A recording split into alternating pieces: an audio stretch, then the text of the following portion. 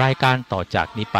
ขอเชิญท่านผู้ฟังทุกท่านเข้าสู่รายการดีมีคุณค่าน่าติดตามรายการเกษตรเพื่อชีวิตดำเนินรายการโดยกลุ่มรักเกษตรประสานงานโดยนายพิชัยคงพิทักษ์คณะเกษตรมหาวิทยาลัยเชียงใหม่หมายเลขโทรศัพท์053944030ขอเชิญทุกท่านติดตามรับฟังได้ณบัดนี้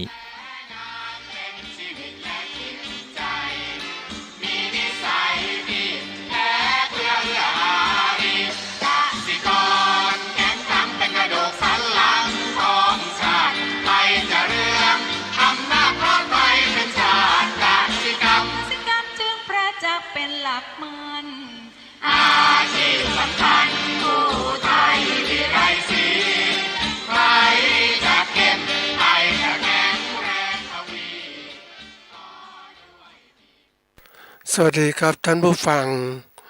พบกับรายการเกษตรเพื่อชีวิตสำหรับวันนี้เสนอเรื่องเส้นทางชีวิตผู้ประกอบการเกษตร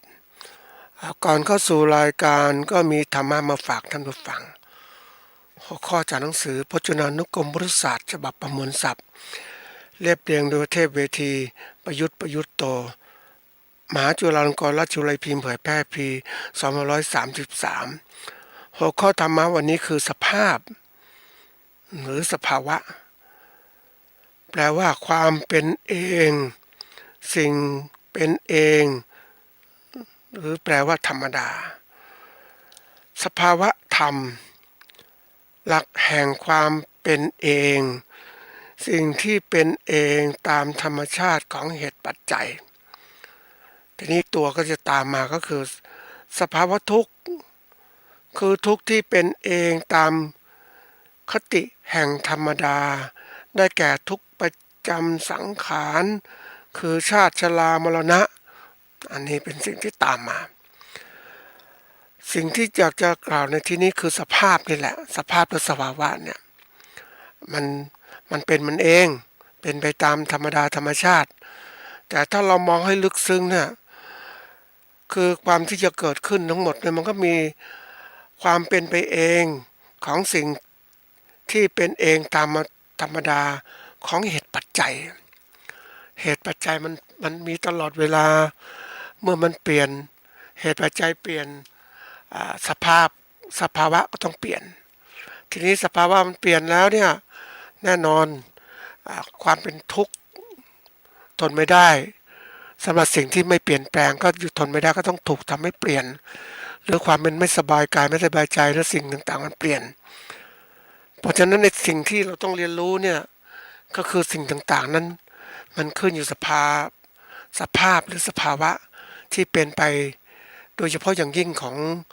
ความเป็นไปของสิ่งแวดล้อมต่างๆรอบตัวเรานะมันเปลี่ยนไปมันอะไรไปเมื่อสิ่งมันเปลี่ยนเราก็ต้องเปลี่ยนนะถ้าเราไม่เปลี่ยนเราทนได้ก็ทนถ้าเรามีกำลังมากขึ้นแล้วก็เปลี่ยนแปลงสิ่งที่มันเปลี่ยนนั้นให้มันอยู่ในรูปแบบที่เราสามารถกำหนดทิศทางความเป็นไปได้เนี่ยอันนี้ก็สิ่งที่เรามีความสามารถแต่เราไม่มีความสามารถก็ต้องเปลี่ยนไปตามนั่นแหละและยิ่งสิ่งแวดล้อมต่างๆมันมีหลายเหตุปัจจัยมาก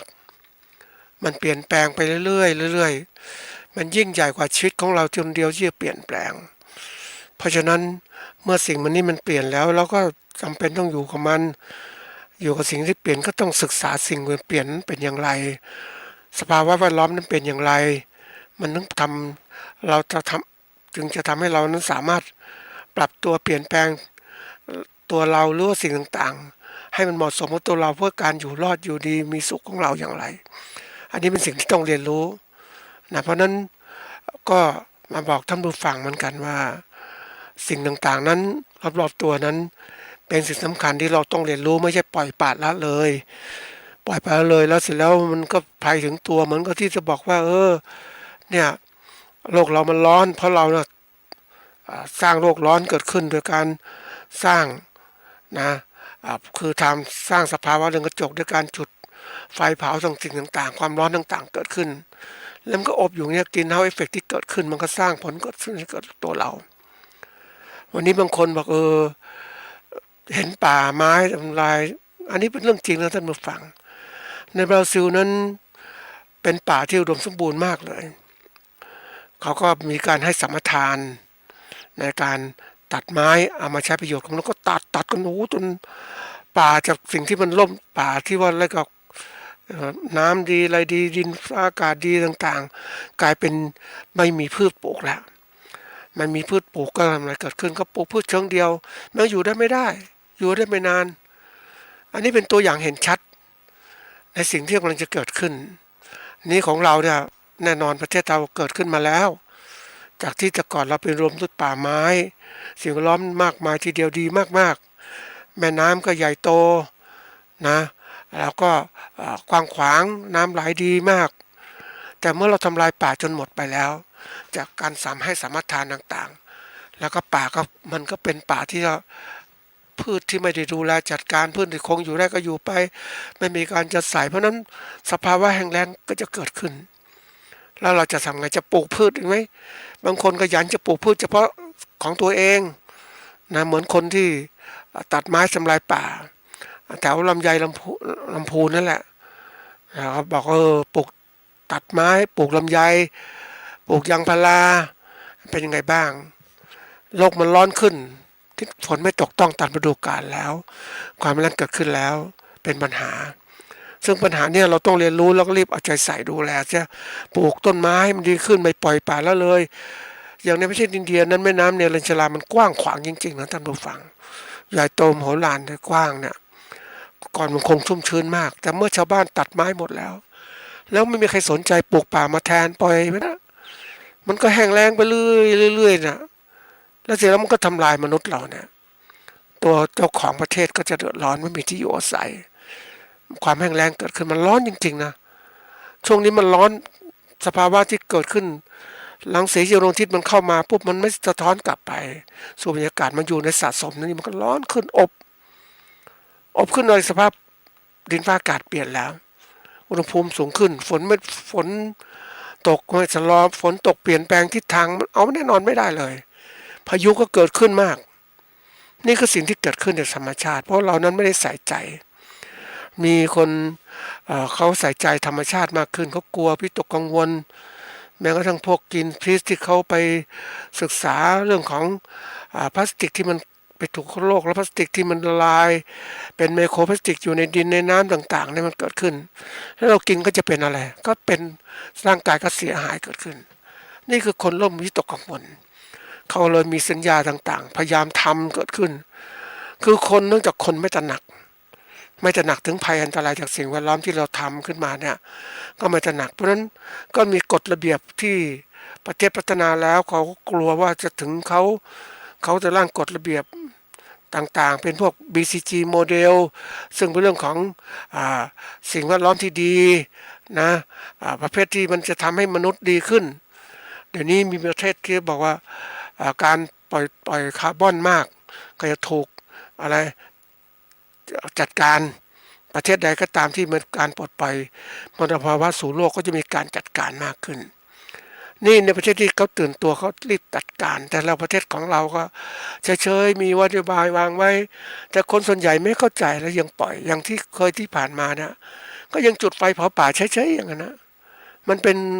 ไม่รู้จะเรียกเป็นวัฒนธรรมหรือเปล่าแต่ไม่ใช่หรอกวัฒนธรรมอันนี้มันเป็นแบบในสายดั้งเดิมของคนที่แต่ก่อนอยู่กับป่าก็ไม่ทำลายป่าอย่างไรก็ต้องเผาป่า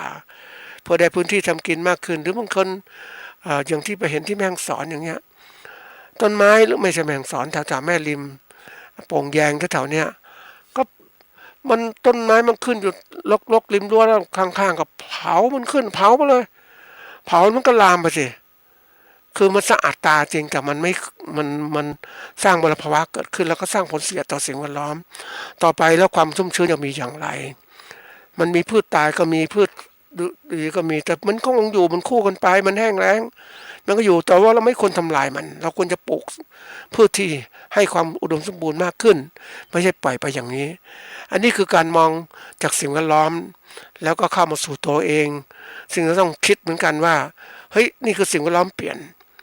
แล้วมนุษย์น่ะเป็นสิ่งแวดล้อมไหมมนุษย์คนอื่นก็เป็นสิ่งแวดล้อมแบบเรานั่นแหละเราคิดแหละที่ยกตัวอย่างนี้เล่ามาจากสิ่งแวดล้อมข้างนอกมาจากไกลตัวมาสู่ใกล้ตัววันนี้มนุษย์เราเปลี่ยนมามากเลยท่านผู้ฟัง นะวันก่อนได้มีโอกาสไปประชุมเรื่องของการปลูกหญ้าแฝกประชุมวิชาการนานาชาติเรื่องหญ้าแฝกซึ่งก็เป็นพืชนะที่ปลูกขึ้นเพื่อป้องกันนะการเซาะทำลายของดินนะที่จะไหลไปตามลำน้ำต่างก็มีการปลูกขึ้นมาพยายามจุดประกายให้คนได้สนใจคนรุ่นเก่าบางคนเขาพบปัญหาต่างๆมลภาวะสิ่งแวดล้อมที่โลกมันเปลี่ยนเพราะนั้นน้ำมันการเซาะทำลายของดินมันสูงมากก็ต้องหาพืชต่างๆมาปลูกนะปลูกพืชพวกนี้ก่อนเพื่อรากของมันอย่างลึกมันก็สามารถจะสร้างหรือยึดเหนี่ยวดินไม่ให้ถูกน้ำเซาะทำลายแล้วก็ร่วมจะต้องปลูกพืชอื่นๆตามด้วยไม่ใช่ปล่อยให้ภูเขาเป็นภูเขาหัวโล้นอยู่ปัจจุบันอย่างเนี้ยนี่ก็สิ่งที่เกิดขึ้นคนรุ่นนี้ก็เลยกลายมีความคิดถึงตระหนักสิ่งต่างๆแต่ได้ดูการประชุมแล้วเนี่ยก็คิดโอ้มันคนรุ่นหนึ่งมองแต่คนรุ่นปัจจุบันไม่ได้ใส่ใจท่านผู้ฟังคือไม่เห็นน่ะภัยใกล้ตัวแท้ๆยังไม่เห็นนะท่านผู้ฟังก็ไม่ตระหนักไม่สนใจเพราะเรามองถึงความมีคุณค่าของมันโอ้คุณค่านี้มองไม่ค่อยเห็นหรอกถ้าเอาหญ้าแฝกมาพัฒนานู่นพัฒนานี่แปรรูปเป็นผลิตภัณฑ์ต่างๆมันก็ประโยชน์ได้น้อยคนมองเห็นช้าแต่ว่าประโยชน์ของมันคือรักษาดินนี่แหละไม่เกิดการเซาะทำลายซึ่งเป็นเรื่องสำคัญมากหรือจะมุงหลังคาก็แล้วแต่อันนี้เป็นเรื่องที่คนใช้คนมองเห็นก็จะเห็นคุณค่าแต่คนมองไม่เห็นก็ไม่เห็นคุณค่านี่คือสิ่งสำคัญนะท่านผู้ฟังทำให้คนทุกคนมีส่วนในการมองเห็นคุณค่าของมันจะได้เกิดการตระหนักแล้วก็เกิดการนำความรู้ไปพัฒนานะให้สิ่งแวดล้อมดีขึ้นทีนี้ได้มีโอกาสพูดคุยกับคนเรียกเจเนอเรชันใหม่นะคือคนรุ่นใหม่มีความคิดอ่านอย่างไรในการมองโลกอย่างนี้นี่ก็เคยก็นั่งคิดทำไมเขาคิดอย่างนั้นนะอันนี้มาพูดถึงตัวนี้ก็เป็นสิ่งแวดล้อมเรานะท่านผู้ฟังคนรุ่นใหม่เนี่ยแน่นอนเขามีความคิดใหม่เกิดขึ้นเป็นสิ่งแวดล้อมนอกตัวเรานะจริงๆว่าคำว่าคนรุ่นเจน X เจน Y เจน Z เจน Alpha เนี่ยคำว่าเจนเนี่ยเจเนเรชันก็คือคนรุ่นราวคราวเดียวกันที่เกิดมาใกล้เคียงกันมันจะมีความรู้สึกนึกคิดต่างๆคล้ายๆคลึงกันเพราะว่ามันเกิดในสภาวะแวดล้อมที่เหมือนกันจะมีความคิดค่อนข้างจะเป็นอย่างนี้ทีนี้มาคุยกับคนรุ่นใหม่ปุ๊บเนี่ยมันทำให้เกิดเลยทำไมเขามองโลกเนี่ยแตกต่างจากคนรุ่นเราคนรุ่นเราในรูปเจนX เจน Y รุ่นเก่าๆเนี่ยก็แน่นอนมองโลกมองอะไรต่างๆพยายามทำให้ยั่งยืนอย่างการประกอบอาชีพก็มุ่งความยั่งยืนเป็นหลักนะเวลาจบมาก็อยากรับราชการเป็นความยั่งยืนที่จะทำให้ตัวเองไม่ต้องเปลี่ยนแปลงเพราะสภาพแวดล้อมมันเปลี่ยนตลอดเวลานะโลกมันเปลี่ยนแต่คนรุ่นใหม่มันเปลี่ยนเร็วกว่านั้นอีกมีความคิดยังไงรู้ไหมท่านผู้ฟังมองโลกคือมองเนี่ยเขามองขอแค่มีความสุขก็พอแล้วขอให้มีความสุขไม่ได้คิดอะไรก้าวไกลก็คิดขอให้มีความสุขอย่างนี้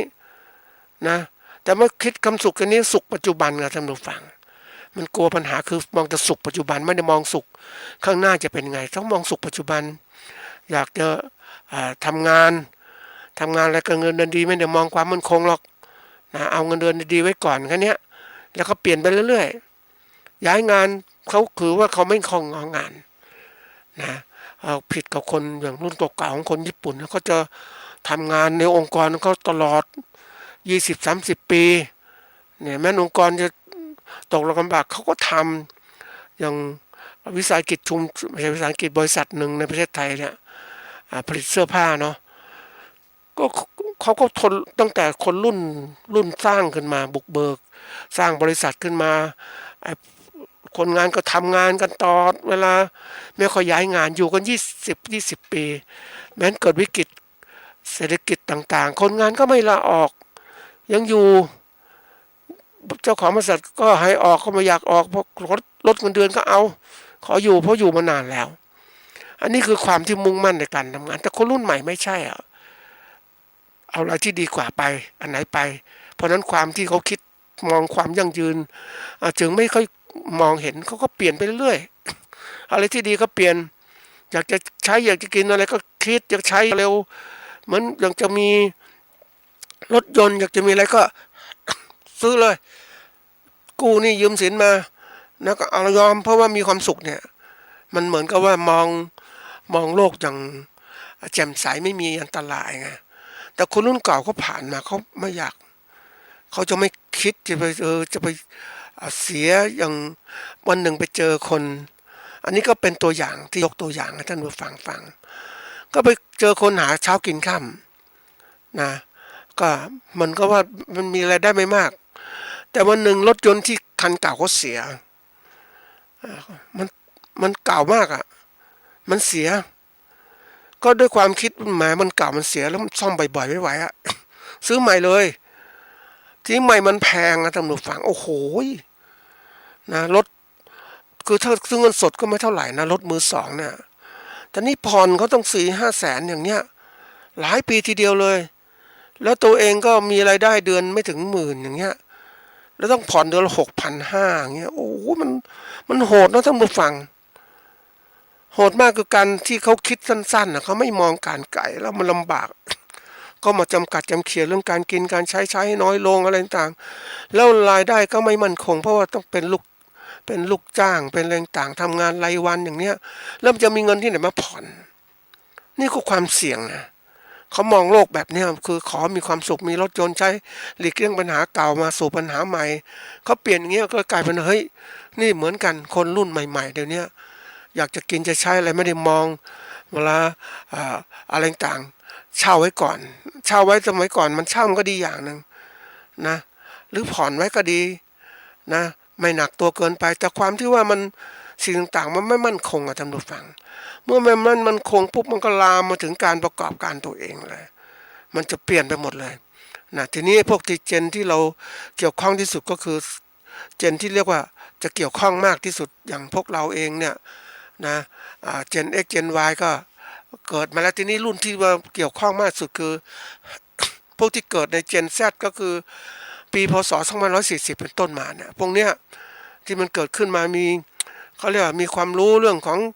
เชี่ยวชาญเทคโนโลยีต่างๆในการข้อมูลข่าวสารต่างๆการพัฒนาการเรียนรู้ได้เร็วแล้วก็มองโลกในแง่ดีนะไม่ได้มองนะทีนี้พวกนี้มันก็มีข้อเสียอย่างหนึ่งคือก็จะมีความขี้เกียจความเบื่อหน่ายง่ายไม่ทนน้องโลกในดีมันก็เลยว่าเปลี่ยนแปลงไม่มองว่าเฮ้ยเราต้องสะสมอะไรได้คุยกับเขาเรื่องของการมองความยั่งยืนของชีวิตเป็นยังไงบ้างนะคุณมีจุดเขาเรียกจุดตัดสินใจยังไงในการที่เปลี่ยนแปลงอาชีพต่างๆแล้วเนี่ยมันทำให้เราคือได้คุยกับเขาปุ๊บเนี่ยคือเขาไม่ได้สนใจอะไรเขาคือเขาเป็นลูกคนเดียวเนี่ยคนรุ่นใหม่เป็นลูกคนเดียวนะท่านผู้ฟังเพราะอะไรก็พ่อแม่ก็ไม่อยากมีลูกมากก็ลูกคนเดียว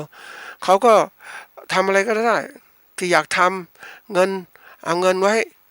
เปลี่ยนแปลงงานบ่อยๆถ้าเงินไม่พอก็ขอพ่อแม่อย่างเนี้ยนะความมันมองไม่ถึงคือไม่สู้งานนะท่านผู้ฟังเปลี่ยนแปลงแล้วถามว่าเฮ้ยชีวิตจะเป็นยังไงคุณมีจุดตัดในชีวิตไหมคุณมีเป้าหมายชีวิตไหมก็ไม่มีอะไรก็อยู่ไปให้มันดีมีความสุขก็พอแล้วถามว่านึกแล้วครอบครัวมีไหมไม่ยังเป็นนะอยู่อย่างเงี้ยนะคิดอย่างเงี้ยโอ้โหกลายเป็นว่าแหมเขามองโลกอีกแบบหนึ่งนะเขาก็บอกเพื่อนๆเขาก็เป็นอย่างนี้ทั้งนั้นแหละถ้าไม่แต่งงานอยู่ด้วยกันหรือว่าจะไม่มีลูกมีลูกน้อยหาความสุขไปวันๆอย่างเนี้ยมันเป็นมันมันเรียนแบบมันไม่ใช่เรียนแบบนะมันตามแบบประเทศญี่ปุ่นประเทศที่เขามีปัญหาทั้งเรื่องของปัญหาที่เกิดปัญหาคือปัญหาทางแรงงานของคนในชาติมันไม่มีคนในชาติไม่มีเพราะนั้นเมื่อกลายเป็นว่าประเทศนั้นขาดแรงงานแล้วนะต้องนำเข้าแล้วยิ่งมีการอย่างประเทศจีนเนี่ยเกิดวิกฤตเลยที่ว่าอัตราการเกิดต่ำที่สุดเลย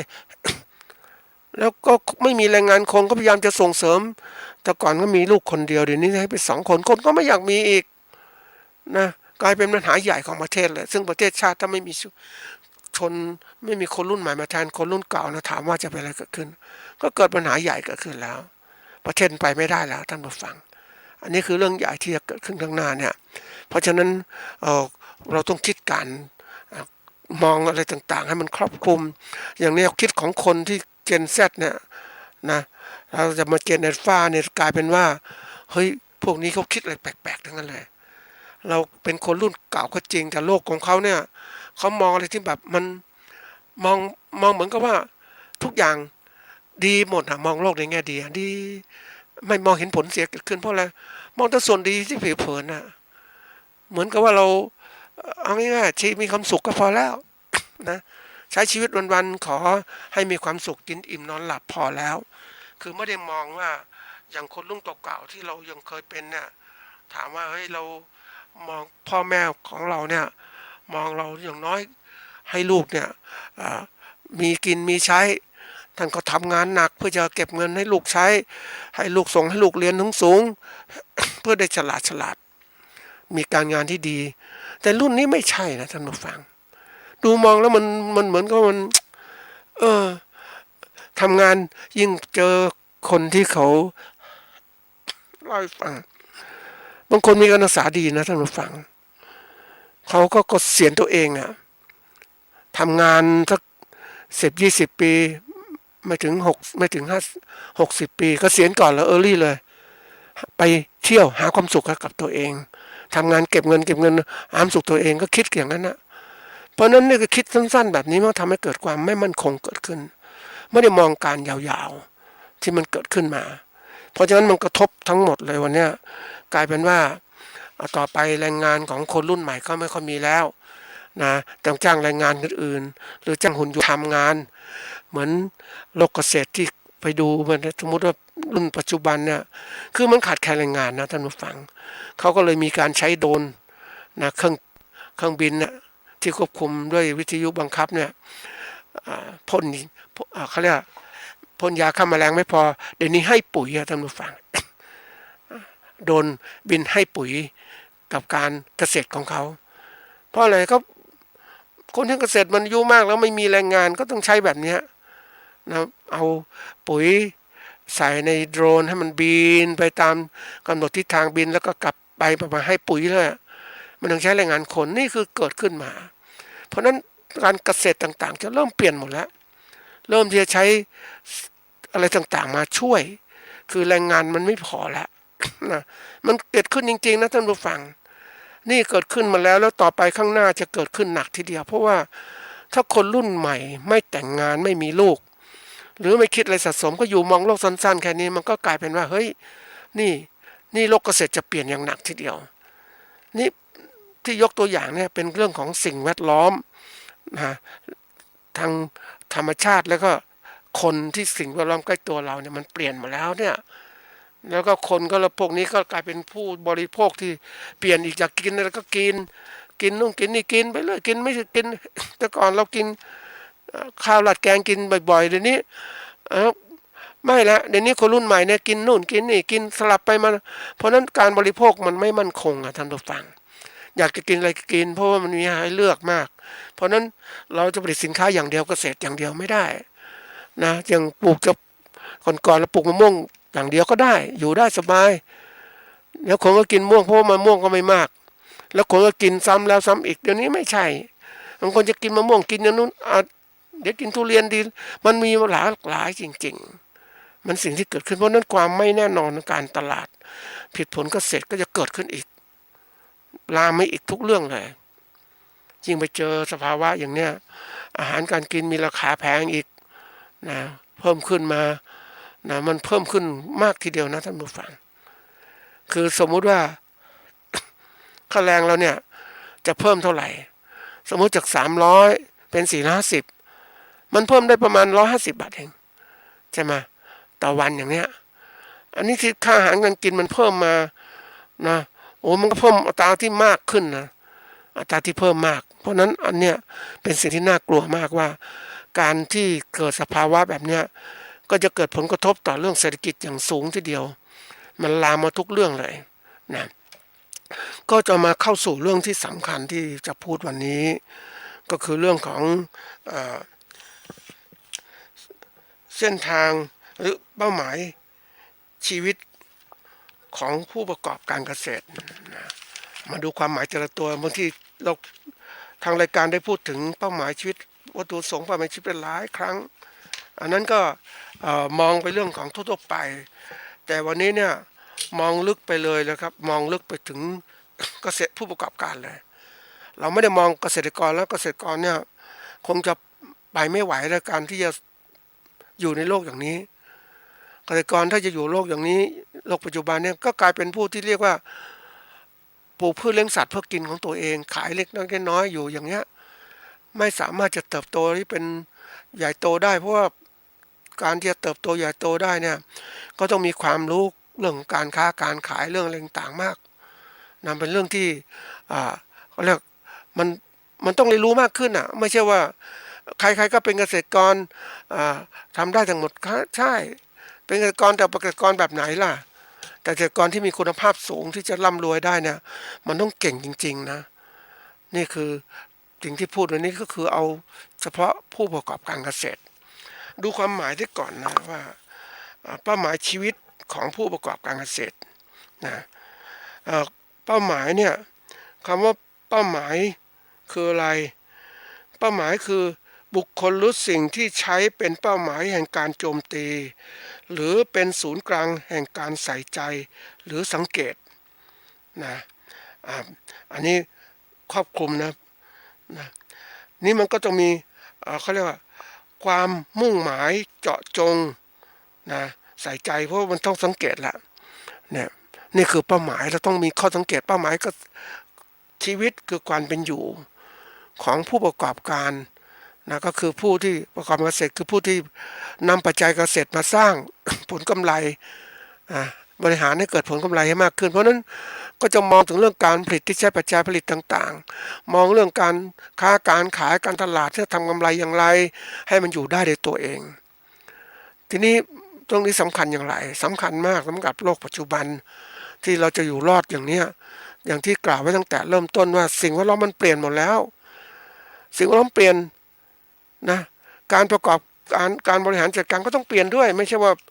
เราเราจะอย่างเดิมเพราะอะไรคือบอกว่าโลกเปลี่ยนคนเปลี่ยนคนคือผู้ประกอบการก็ต้องเปลี่ยนด้วยมันเปลี่ยนกลับไปกลับมานะโลกสิ่งแวดล้อมเปลี่ยนหรือโลกเปลี่ยนก็ผู้ประกอบการก็ต้องเปลี่ยนเมื่อผู้ประกอบการเปลี่ยนผู้ก็ปล่อยสอดคล้องกับโลกก็สร้างกำหนดทิศทางการประกอบการเกษตรใหม่ๆให้มันทันสมัยมากขึ้นเหมือนที่ยกตัวอย่างของเกษตรกรที่เขาใช้โดรนมาพ่นมาให้ปุ๋ยกับพืชของเขาในแปลงนาของเขาแปลงพืชผลของเขาเขาจะไม่เหมือนเดิมเขาจะมีนะระบบการสมัยใหม่เกิดขึ้นยังนึกถึงก่อนเราทำนาเนี่ยเราทำนาเรียกว่าต้องมีการเพาะกล้ามีการถอนกล้าเพาะกล้าสัก25 วัน 30 วันแล้วก็มาถอนกล้าแล้วก็ไปปลูกโดยใช้วิธีการปักดำคนดำนามีพัฒนาการใหม่ขึ้นก็ว่าไม่ไหวแล้วก็มีการที่เรียกว่าเพาะกล้าเหมือนกันแต่ใช้เครื่องจักรช่วยในการปักดำนะหรือบางคนทำนาหวานเพาะกล้าเพาะข้าวเม็ดข้าวเปลือกให้งอกขึ้นมาก็หวานไปนะทิศต่างๆเดี๋ยวนี้มีเพาะกล้าแบบใหม่ซึ่งไม่ต้องลงอะไรอยู่ในถุงผ้าอยู่ในถุงกระสอบแช่น้ำคืน2 คืนแล้วก็หมักยกขึ้นมาแล้วก็น้ำลดอยู่ในกระสอบพลานั่นปุ๊บเอาพวกเนี้ยไปหวานยิ่งต้นกล้ามันแตกตัวยืดยาวมากขึ้นเมื่อปักดำได้เร็วขึ้นเติบโตได้เร็วขึ้นนี่คือกระบวนการพัฒนาการต่างๆและมีการขยายวิธีการพัฒนาการผลิตได้ดีขึ้นจากข้าวผลผลิตข้าวที่ได้แปลงละประมาณ600-700 กิโลก็ประมาณกลายเป็น 1,300 กิโลต่อกรัมต่อไร่นี่คือพัฒนาการที่มันไปเปลี่ยนแปลงเร็วขึ้นมากนะจากคนเกี่ยวกลายเป็นเครื่องจักรเกี่ยวแทนละนี่พัฒนาการอีก การพัฒนาการเหล่านี้แหละมันทำให้คนที่ว่าสิ่งแวดล้อมเปลี่ยนคนก็ต้องเปลี่ยนการเป็นผู้ประกอบการก็ต้องเปลี่ยนด้วยนะโดยมุ่งหมายที่ว่าเราทำการเกษตรต่างๆเนี่ยเราต้องมีเป้าหมายของเราก็ต้องการเกษตรให้ดีขึ้นนะให้มีผลกำไรเพราะฉะนั้นเราก็เหมือนบริษัทหรือองค์กรแล้วที่ประกอบการเพื่อทำผลกำไรจำเป็นอย่างยิ่งที่ต้องมีระบบการคิดหรือระบบการบริหารแบบองค์กรแล้วไม่ใช่บริหารแบบคนคนเดียวอยู่ทำนาคนเดียวไปเรื่อยจะทำอะไรเดี๋ยวนี้ระบบใหม่ๆเขาเรียกว่ามีอะไรมี mindset นะท่านผู้ฟังก็ความเชื่อถือที่มีผลต่อพฤติกรรมวิธีคิดโลกมันเปลี่ยนmindset ก็เปลี่ยนพฤติกรรมการคิดต่างๆมันจะเปลี่ยนความเชื่อต่างๆมันมีผลนะความเชื่อที่มีผลต่อพฤติกรรมและวิธีคิดของคนความเชื่อมันเข้ามาแล้วความเชื่อรุ่นใหม่ๆมันเกิดขึ้นอย่างเด็กรุ่นใหม่ๆเนี่ยมีความเชื่ออย่างนี้เขาจะไม่ทำงานหนักมากขึ้นนะคงไม่เหมือนเราท่านผู้ฟังคือเราเองที่เราผ่านมาเนี่ยทำไมทำงานเสร็จเพราะเราไม่มีทางเลือกล้อมลำบากนะเด็กรุ่นใหม่ไม่ยอมทำงานอย่างนี้ถ้าจะทำก็ต้องหาเครื่องจักรมาช่วยหรือว่าคนรุ่นใหม่ก็ต้องทำงานนะเพื่อให้ได้เงินมันจะเปลี่ยนมาเป็นทำเงินเพื่อได้เงินเอาเงินลงทุนทำเงินยังไงบริหารเงินยังไงเอาลงทุนยังไงที่ไหนจะมีคนวันๆก็นั่งดูประเภทที่ว่าตลาดหลักทรัพย์ซื้อขายยังไงตัวไหนดียังไงหุ้นไหนดีก็คิดอย่างนี้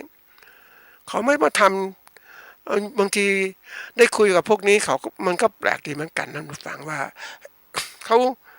มองโลกอีกแบบหนึ่งเนื่องจากเขาต้องใช้เวลาให้คุ้มที่สุดให้มีความสุขที่สุดเขาจะไม่ยอมลำบากเขาจะทำอะไรก็แล้วแต่ที่มันทำเงินได้สูงนะเหมือนกับขายหุ้นซื้อหุ้นอย่างนี้แหละนะมันก็จะเป็นระบบที่ทำเงินเขาคิดแค่นั้นเขาจะมุ่งมั่นทำเกษตรจริงจังไหมไม่จริงจังเพราะฉะนั้นเมื่อเราอยู่ในวงการเกษตรเนี่ยจะเป็นผู้ประกอบการเนี่ยต้องมีความมุ่งมั่นและเตรียมการนะเตรียมตัวเราต้องคิด mindset ไว้เนี่ยในตัวเราว่าถ้าเราเป็นผู้ประกอบการจะได้มีกำไรมากขึ้นแล้วก็ตั้งเป้าหมายว่าเราจะต้องทำยังไงนะต้องใส่ใจเจาะจงพัฒนาการเกษตรของเราอาชีพเกษตรของเราอย่างไรให้มันมีกำไรมากๆขึ้น ตั้งใจแล้วการบริหารการจัดการอย่างที่กล่าวไว้ว่ารุ่นใหม่รุ่นใหม่การจัดการเนี่ยมันเป็นเหมือนกับที่บอกว่าท่านผู้ฟังรู้จักที่เขาเรียกว่า SME เนี่ย SME เป็นตัวอย่างหนึ่งนะท่านผู้ฟังนั่นก็คือเหมือนกับเป็นบริษัทเล็กๆก่อนเราเป็นเกษตรกรธรรมดานี่เป็นบริษัทเล็กๆแล้ว SME นะเพราะนั้นการเป็นบริหารการประกอบการขนาดเล็กขนาดกลางนี่เหมือนกับเป็นบริษัทการจะเป็นบริษัทเพราะนั้นต้องมีหลักการบริหารเอาหลักการบริหารแบบธุรกิจมาใช้ก็ได้นะเรื่องบริหารคนบริหารงานบริหารเงินบริหารวิธีการจัดการต่างๆทั้งหมดทำยังไงให้มีกำไรยุคใหม่ๆก็บริหารอีกโอ้ยมีวางแผนมีวางก็เรียกถ้ามันใหญ่ขึ้นก็ต้องมีวางนโยบายกำหนดขึ้นว่าทำอะไรไม่ทำอะไรแล้วก็มีแผนงานเป็นกิจกรรมที่กำหนดขึ้นว่าทำเวลานั้นจะทำอะไรเวลานี้จะทำสิ่งนู้นเตรียมเขียนแผนไว้วางยิ่งบริษัทใหญ่ๆก็จะมีการวางเป็นรายปีเลยเขียนไว้หมดรายปีราย3 ปีต่างๆบริหารจัดการอย่างไรนี่เราเห็นได้เนี่ยท่านผู้ฟังเนี่ยบริษัทที่ไวๆที่ประกอบการเกษตรที่เก่งๆเนี่ยเขามองเห็นภาพการเกษตรมากแล้วนะเขาเลยไปสร้างเขามุ่งมองถึงความมั่งคั่งมั่นคง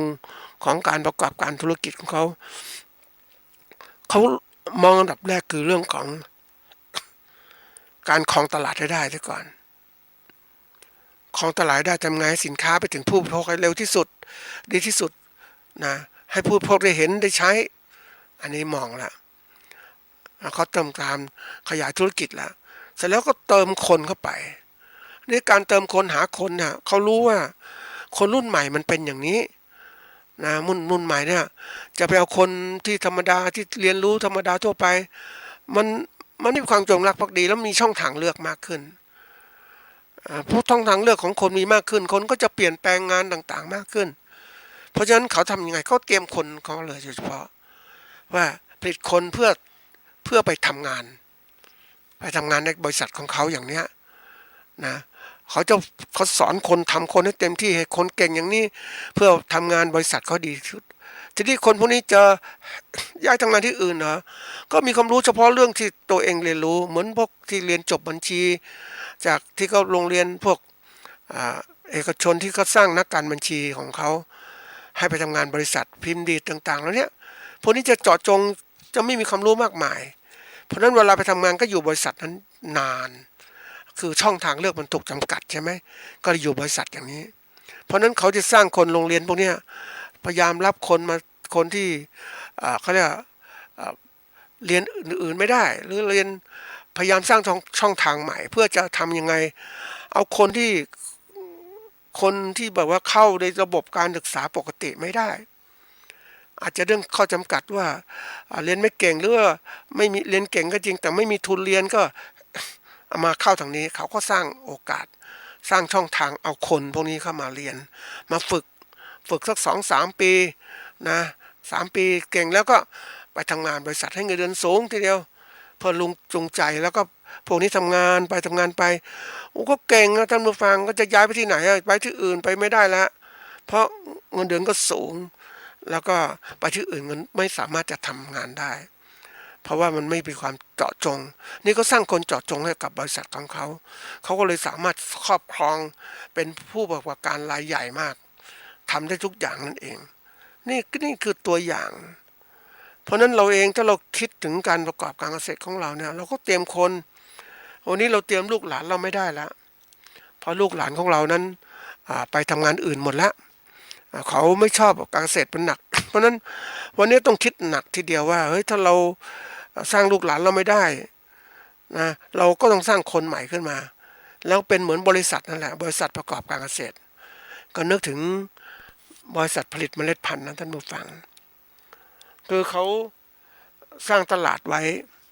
ตลาดมันมั่นคงแล้วเนี่ยเขาก็สร้างตลาดแล้วก็รับคนเข้ามาเพราะนั้นแรกๆเขาทำด้วยตัวเองแต่ต่อไปรับคนเข้ามาก็มาสร้างให้คนเราเนี่ยทำงานผลิตผสมผลิตเมล็ดพันธุ์พืชเมล็ดพันธุ์อะไรต่างๆเหล่านี้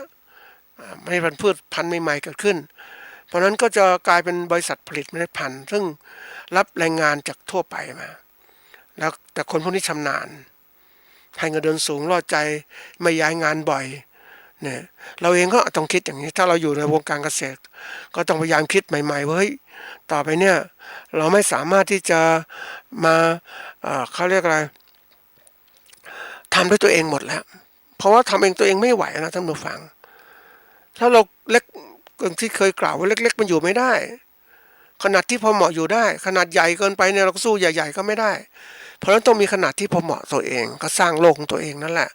ก็ต้องหาแรงงานมาทำต้องหาระบบใหม่ๆมาเหมือนเกษตรกรที่รายเติมดูฟังว่าเขาใช้โดรนขึ้นมาเนี่ยมาใช้การให้ปุ๋ยเนี่ยเพราะอะไรเขาชราภาพมันกลางคนแล้วอ่ะเขาไม่มีเวลาที่จะมาลงไปให้ปุ๋ยกับนาข้าวของเขาก็ต้องใช้เครื่องอะไรเครื่องบินน่ะโดรนเล็กๆมาให้ปุ๋ยกับพืชของเขานี่คือตัวอย่างมันจะเริ่มการเปลี่ยนอย่างเงี้ยเพราะนั้นในโลกวิสัยการเกษตรแบบใหม่นะเขาเรียกว่าเกษตรยุคพัฒนาตลอดนะท่านผู้ฟังทุกเรื่องเลยไม่ใช่ว่าจะคิดแบบเดิมๆอยู่รอดได้มันไม่ใช่เลยในเนี้ยมันอยู่แบบโอ้โหมันการมองโลกเนี่ยมันต้องมองไปไกลเหมือนกันนะท่านผู้ฟังเขาบอกว่าถ้าเรามองโลกด้วยการที่เราคิดว่าแค่เนี้ยเราพอมองออกพอแล้วแค่นี้พอนะมันอยู่ได้แล้วเราคิดอย่างนั้นแต่ความจริงแล้วโลกมันกว้างกว่านั้นมันพัฒนาไปไกลจากโลกที่แคบๆเป็นโลกที่กว้างขวางขึ้นนะมันพัฒนาไปไกลเพราะฉะนั้นเราเนี่ยอยู่กับโลกอย่างเนี้ยเราก็ต้องพัฒนาตัวเองด้วยให้ทันสมัยที่เกิดขึ้น เพราะฉะนั้นในเรื่องของการวางความที่ว่าเป้าหมายเนี่ยมันจะเริ่มแตกต่างกันตอนแรกเราให้ความสำคัญกับเป้าหมายเล็กๆของเราก่อนคือตัวเราแล้วก็บริษัทของเราต่อไปเนี่ยมองเป้าหมายว่าเพื่อสังคมที่อยู่รอบๆเราเนี่ยเป็นยังไงและอันดับ3ก็คือมองเป้าหมายของโลกที่เปลี่ยนแปลงที่มันจะเกิดขึ้นวันก่อนได้มีโอกาสไปกวาดขยะถนนเส้นหนึ่งมันมีขยะทิ้งไว้เต็มเลยไม่มีใครเก็บใครกวาดนะไอเราก็ใช้ถนนนี้ประจำก็ไปกวาดกำจัดขยะออกไปมันก็ทำให้เดินได้สะดวกนี่ระหว่างที่ทำนั้นก็คิดไปว่านี่นะคนเราเนี่ยตอนที่เราคิดอะไรต่างๆเนี่ยคิดแล้วไม่ทำเนี่ยมันทำลายตัวเองเหมือนกันนะท่านผู้ฟังมันเห็นแล้วก็เห็นทุกครั้งมันก็ทำไมไม่มีใครทำมันก็ลงความเจ็บในที่ใจของเรานะเพราะเรามองถึงโลกมันต้องพัฒนามันเป็นโลกสาธารณะท่านผู้ฟังถนนเป็นสาธารณะมันส่วนรวมต้องช่วยกันทำแต่ปรากฏไม่มีใครทำแล้วงั้นเราก็ต้องทำระหว่างทำไปก็เริ่มคิดนี่ถ้าทุกคนคิดอย่างที่ได้ลงมือทำนะโลกคือได้ลงมือทำเห็นปัญหาต่างๆที่เกิดขึ้นเราก็แก้ในตัวเรานะทุกคนช่วยกันเพราะโลกนี้เป็นของโลกของเราไม่ใช่โลกของคนอื่นเราทำดีเพราะโลกของเรานั้นเราถามว่าผลดีเกิดขึ้นมันก็สร้างให้เรามีความสุขและสังคมก็มีความสุขทีนี้คนรุ่นใหม่ๆบางทีเขาไม่ได้คิดอย่างนั้นก็ก้มหน้าก้มตาทำเอาแต่ประโยชน์ส่วนตัวของเขาก็คิดแค่นั้นประโยชน์ที่อื่นจะเดือดร้อนก็เรื่องของคนอื่นนะไม่ใช่เรื่องของเขานี่เขาคิดเอาแต่ได้เหมือนไปเห็นที่เขาตัดไม้บนเนินเขาสูงสำหรับฟังเนินเขาสูงนี่ผ่านไปผ่านมามันหลายปีมันก็ล่มลื่นเข้ามานะด้วยพืชพันธุ์ไม้ดั้งเดิมของเขามาอยู่ได้แต่ด้วยว่าคนมันคิดแบบใหม่คือหมายว่ามันเห็นเอาประโยชน์ก็บุกรุกก็ไปตัดไม้ทำลายป่าเป็นป่าเสื่อมโทรมแล้วเนี่ยก็เขาเรียกมันเป็นพื้นที่ของป่านะก็ตัวเองก็ถือโอกาสตัดไม้แล้วก็ปลูกพืชบนที่นั้นครอบครองไปเรื่อยๆแล้วก็เดี๋ยวที่ได้ถนน3เดือนอะไรต่างๆแล้วเนี่ยคือไม่ได้มองถึงภาพรวมของความที่ว่าความ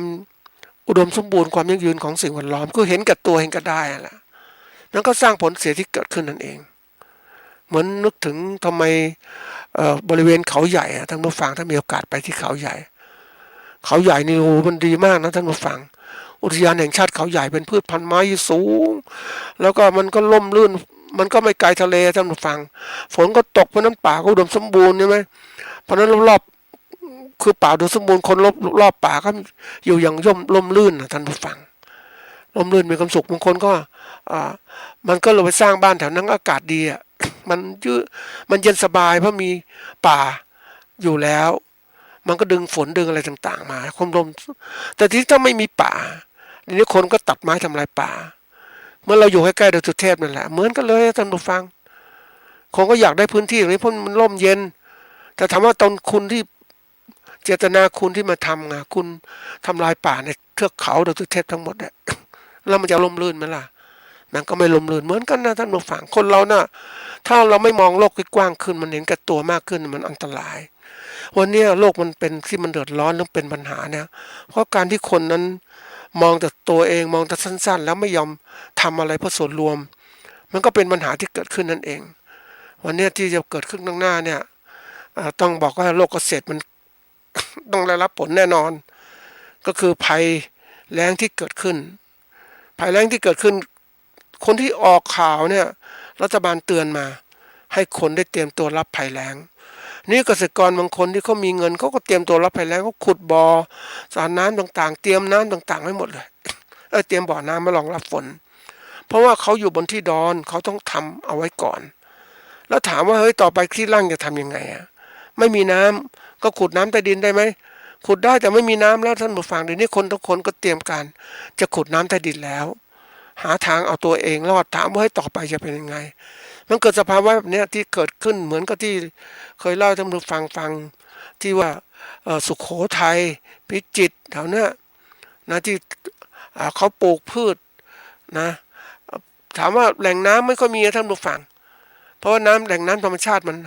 มันแห้งไปแล้วแต่ก็ใช้แหล่งน้ำใต้ดินขุดเอาน้ำใต้ดินมาใช้ปลูกแตงโมปลูกอะไรตรงเนี้ยแล้วถามว่าคุณจะไม่ใช้ได้นานไหมถ้าแหล่งน้ำใต้ดินของคุณมันไม่มีน้ำอ่ะเพราะว่าบนที่อื่นๆเขาใช้น้ำก็กักกันน้ำเหมือนตัวอย่างเช่นจีนกักกันน้ำแม่น้ำโขงเขาน่ะแรกๆคนเราบอกว่าไม่เป็นไรนะยังไงก็ตามยังมีน้ำอยู่ไงมีแต่ที่ไหนได้เขาเก็บกักน้ำสร้างเขื่อนแล้วเขาเอาน้ำไปปล่อยที่อื่นแล้วถามลำน้ำโขงจะมีน้ำไม่มีน้ำลำน้ำโขงไม่มีน้ำมีน้ำน้อยลงการเขาเรียกอะไรการใช้น้ำเราก็น้อยลงแล้วระดับน้ำใต้ดินก็ลดลงอีกนี่คือปัญหาใหญ่ละสิ่งแวดล้อมมันเปลี่ยนนะท่านผู้ฟังเพราะนั้นวันนี้การที่บอกว่าจำเป็นอย่างยิ่งที่เราต้องมีเป้าหมายชีวิตการประกอบการเกษตรของเรานะเราจะเป็นอะไรก็รีบตั้งเสียนะเราเตรียมวางไว้ว่าเราจะยึดอะไรเป็นการใส่ใจเนี่ยแล้วเมื่อเราจะประกอบอาชีพเกษตรของเราเนี่ยเราต้องใส่ใจละใส่ใจในชีวิตของเราเส้นทางชีวิตของเราการมีอยู่ของเราที่เราจะต้องประกอบการเกษตรจะทำอย่างไร ต้องคิดบ่อยนะท่านผู้ฟังเพราะว่าคิดแล้วก็ต้องทำเลยทำในการเปลี่ยนแปลงเล็กน้อยเปลี่ยนไปเลยต้องรีบเปลี่ยนนะถ้าอยู่ไม่ได้ก็ต้องเลิกไปเลยแต่จะอยู่ได้ก็ต้องทำเลยทันทีเพราะว่ามันช้าไม่ได้ละเราจะคิดว่ามองโลกในแง่ดีตลอดเวลาจำไว้เสมอบางทีการที่เราผลิตสินค้าเกษตรออกมาเนี่ยมันขึ้นกับสินค้าเกษตรของเราเป็นอะไรเป็นอาหารนะหรือเป็นอาหารกายอาหารใจเรียกสองส่วนก็ได้อาหารกายนี่ต้องกินต้องใช้เพื่อบำรุงร่างกายสมบูรณ์อาหารใจเนี่ยพวกดูเฉยๆอย่างดูเฉยๆแต่ก่อนเคยเล่าให้ท่านผู้ฟังเหมือนกับว่าเคยสัมภาษณ์คนที่เขาเรียกอะไรผลิตแคคตัสขายนะเยอะแยะรวยไปหมดเลยหลายคนหรือผลิตไม้ดอกไม้ประดับขายผลิตกล้วยไม้ขายในช่วงหนึ่งทั้งคนที่เขามีอาหารกายเต็มที่เขากินได้ก็ไปกินอาหารใจต้องการอย่างนั้นทีนี้เมื่อธุรกิจมันบีบบังคับนะการรายได้ก็น้อยอะไรต่างการของชีพเศรษฐกิจมันบีบบังคับด้วยนะมันก็คนก็ต้องเลือกละถามว่าจะกินอาหารอะไรก่อนแล้วกินอาหารกายก่อนที่ตัวเองอยู่รอดแล้วก็ใจเรียกว่าทีจะซื้อดอกไม้ไม่จะซื้ออะไรไหมไม่ก็ซื้ออันนี้ถ้าเราดูตลาดของคนที่ผลิตไม้ดอกไม้ประดับบางทีมันวูบลงนะท่านผู้ฟังอย่างกล้วยไม้เนี่ยก็วูบไปเลยนะคนไม่ก็ซื้อคนไม่ก็ใช้บางทีมันไม่เหมือนเดิมอ่ะเพราะคนยิ่งเกิดเศรษฐกิจของจากคนตกงานเนี่ยถามว่าคนตกงานจะมามีความสุขความอยากจะดูดอกไม้สวยๆไหมไม่มีละทำไงก็จะหางานหาเงินที่จะกินจะใช้จะซื้ออาหารอะไรที่มันถูกถ้าเราผลิตอาหารหลักที่คุณภาพดีราคาถูกเป็นที่ต้องการอย่างข้าวอย่างเงี้ยยังไงคนต้องกินข้าวอยู่แล้วนะจะไปกินอย่างอื่นไหมเขาก็ไม่กินเพราะว่าเขาจะเลือกอันนี้เป็นตัวหลักเพราะนั้นการประกอบอาชีพเกษตรต้องเลือกว่าจะผลิตอะไรนะที่จะทำให้ตัวเองมีรายได้มั่นคงเกิดขึ้นคือมองไปข้างหน้าตลอดนะท่านฟังเพราะว่าวันนี้ที่บอกว่าเราจะอยู่รอดได้เนี่ยก็มีสองตัวที่เคยบอกไว้ว่าคือต้องมีวิสัยทัศน์มองไปข้างหน้าตลอดเวลาเลยที่มันจะเปลี่ยนข้างหน้านี้แหละเราการผลิตการตลาดต้องมองข้างหน้าจะเป็นไงดึงไปดูสถานการณ์การผลิตการจำหน่ายสินค้าเกษตรเป็นยังไงแล้วข้างหน้าปีหน้าจะเป็นยังไงมองให้ออกเดือนหน้าจะเป็นไงแล้วกำหนดถัดมาก็เรื่องของการกำหนดภารกิจของเราว่าเฮ้ยเราจะทำอะไรในที่นี้เตรียมการยังไงบ้างต้องวางแผนไม่จะทำไปเรื่อยๆอยากจะผลิตอะไรก็ผลิตไปโดยไม่มองลูกค้าเนี่ยมันอยู่ไม่ได้หรอกท่านผู้ฟังการเกษตรยุคใหม่เป็นการเกษตรที่ทันสมัยมากนะมันต้องอาศัยความรู้ที่ทันสมัยด้วยจะมาอยู่อย่างเดิมเหมือนเราที่ผ่านมามันไม่ได้แล้วมองเนี่ยก็ต้องมองถึงว่าเฮ้ยผลิตสินค้าเกษตรที่ทุกคนต้องการ แล้วผลิตออกมาช่วงไหนเขาซื้อเลยทันทีเนี่ยอันนี้สำคัญมากนะอย่างไปดูการตลาดข้าวเนี่ยแรกๆเราก็เฮ้ยจะเป็นได้ไหมมันเป็นไปได้จริงๆนะคนบางคนอยู่อาชีพขายข้าวนี่แหละข้าวสารข้าวเหนียวแล้วไม่พอข้าวนึ่งร่ำรวยนะท่านผู้ฟังมีเงินมากกว่าธรรมดาเลยเปิดเป็นแค่ร้านห้องแถวนี่แหละขายอยู่เนี่ยเพราะอะไรคนต้องกินข้าวเนี่ยใช่ไหมเนี่ยเขาก็เลยขายบอกเฮ้ยทำไมมีรายได้มากกว่านี้ก็เนี่ยวันเฉพาะนึ่งแค่นี้นะนึ่งข้าวเหนียวเนี่ยนะโอ้ยขายได้หลายเป็นพันน่ะแล้วคนซื้อทีละ10-20 บาท20 บาทอย่างเงี้ยเพราะอะไรก็คือมันกำไรเยอะแล้วนะเห็นไหมนี่คือตัวอย่างเพราะฉะนั้นว่าที่ว่าเป้าหมายชีวิตของผู้ประกอบการเกษตรเนี่ยมันต้องมองนะให้ลึกซึ้ง และรีบดำเนินการเสียมองแล้วก็กว้างไกลด้วยดำเนินการปรับปรุงใช้ตั้งแต่ปัจจุบันนะให้เร็วที่สุดเท่าที่จะเร็วได้นะเราถึงจะอยู่รอดได้อย่างสบาย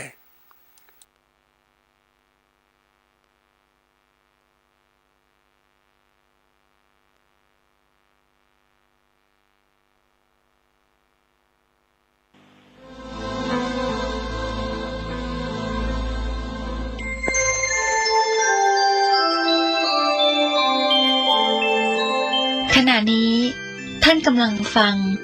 สถานีวิทยุกระจายเสียงพระพุทธศาสนา FM 104.5 เมกะเฮิรตซ์ คณะสงฆ์ครูบาอาจารย์พระนักจัดรายการสถานีวิทยุพระนักเผยแพร่เจ้าหน้าที่ผู้จัดรายการเครือข่ายสถานีวิทยุคลื่นสีขาวเพื่อชาวประชาขอเชิญพุทธศาสนิกชน